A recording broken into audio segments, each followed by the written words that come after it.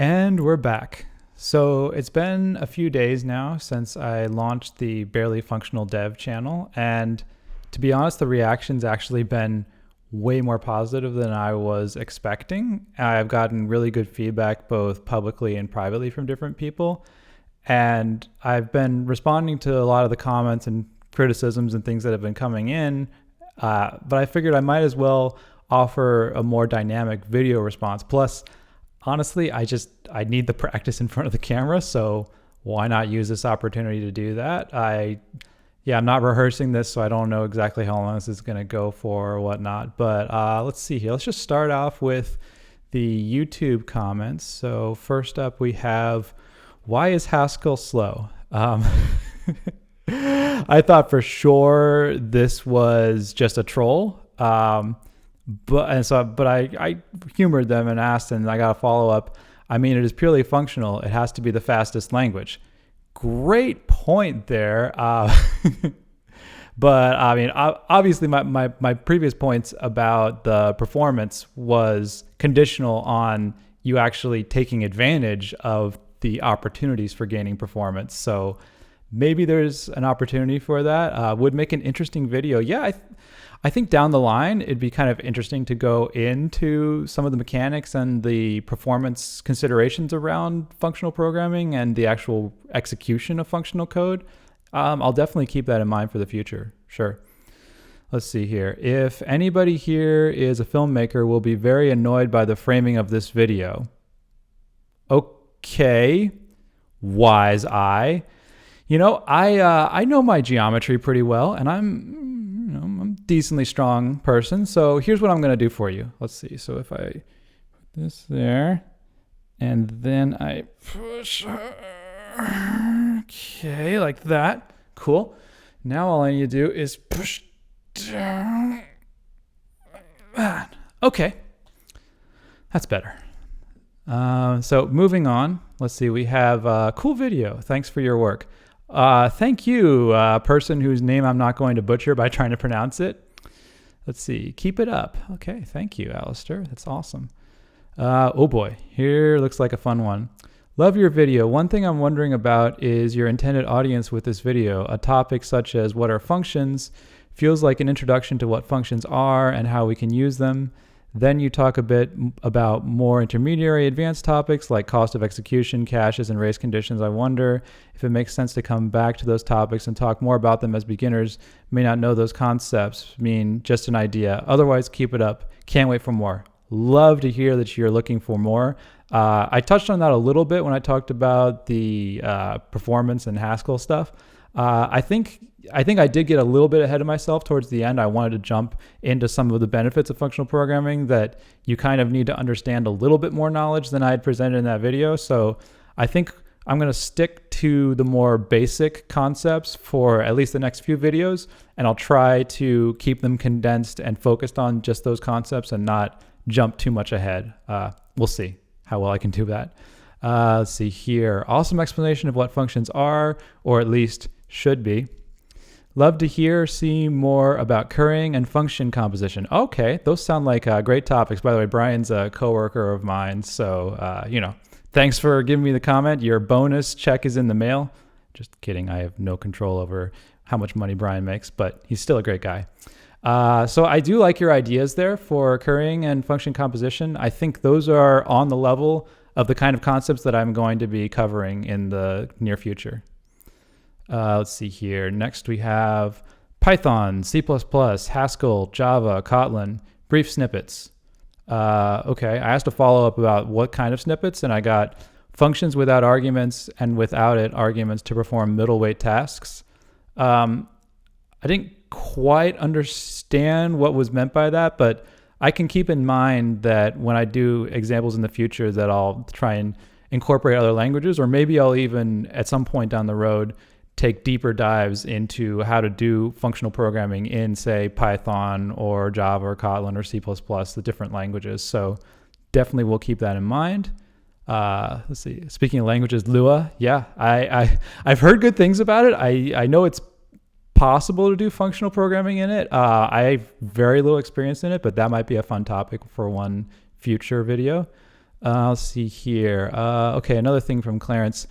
Honestly, comparison of functional programming, Python, statically typed languages, Haskell has been getting some love lately, a replacement for Java and other statically typed languages. I've also hearing NixOS is a function-based distro used in DevOps, system, and network administration. I know a function does something. It's still difficult to wrap my head around it, knowing a lot about Python programming. Yeah, I think incorporating other languages and Python seems like a pretty popular one that does have some functional features built in. So I'll definitely keep that in mind for the future. Okay, let's see here. We have, I would like to know about functional structural plant model FSPM. Are all functions a model?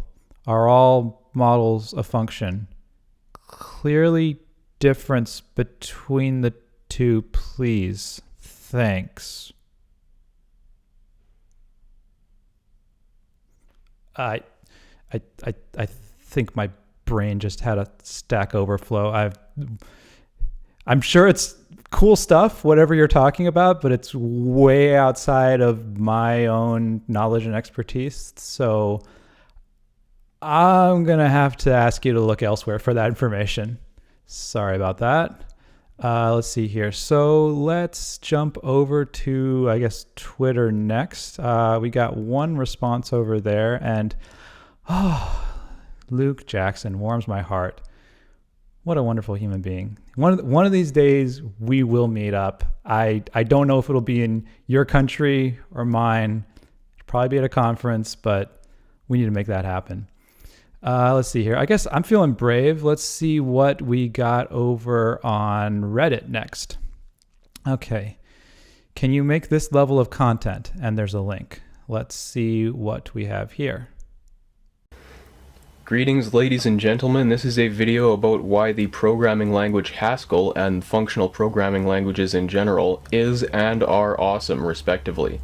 This is a video for all people regardless of your level of programming knowledge. Noobs and pros all are welcome.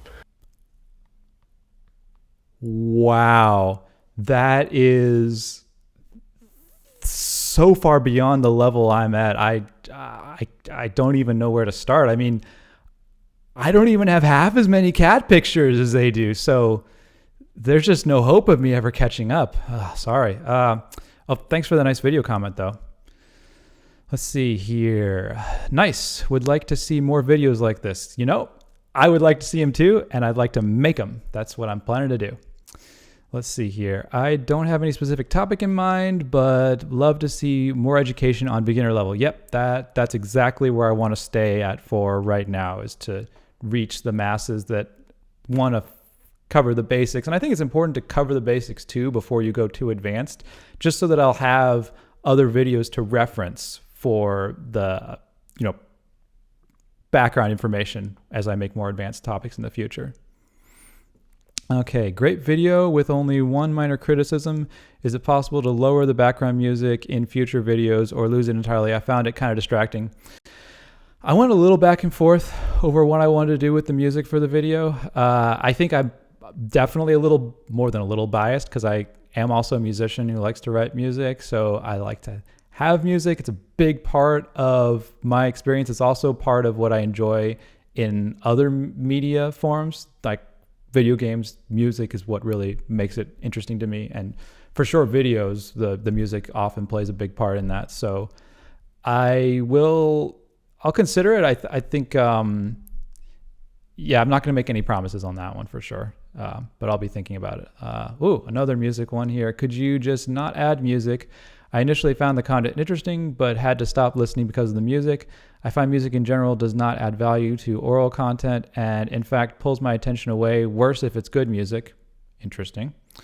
As more and more online videos are using background music for emotional manipulation, example, make something sound dramatic or surprising, like all the videos people are sharing on LinkedIn, I am becoming downright allergic to videos to the concept.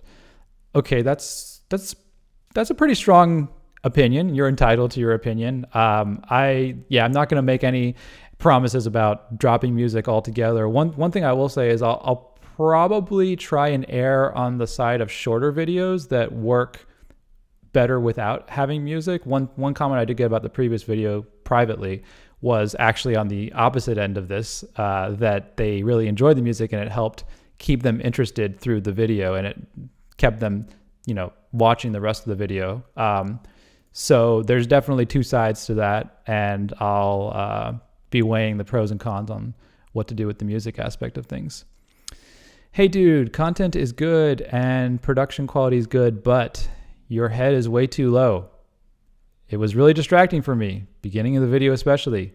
Lower your camera a bit. Already done it, buddy. Hopefully you get to see this video.